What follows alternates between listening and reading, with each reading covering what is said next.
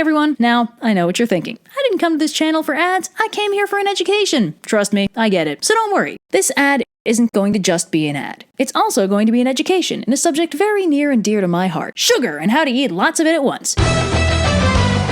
So let's get this recipe started by getting your official OSP brand holiday mug, available now on Cafe Press. Next, throw in a handful of chocolate chips. Add a couple spoonfuls of chocolate malt powder. Throw in a teaspoon of Nutella. Pour in a capful of vanilla extract.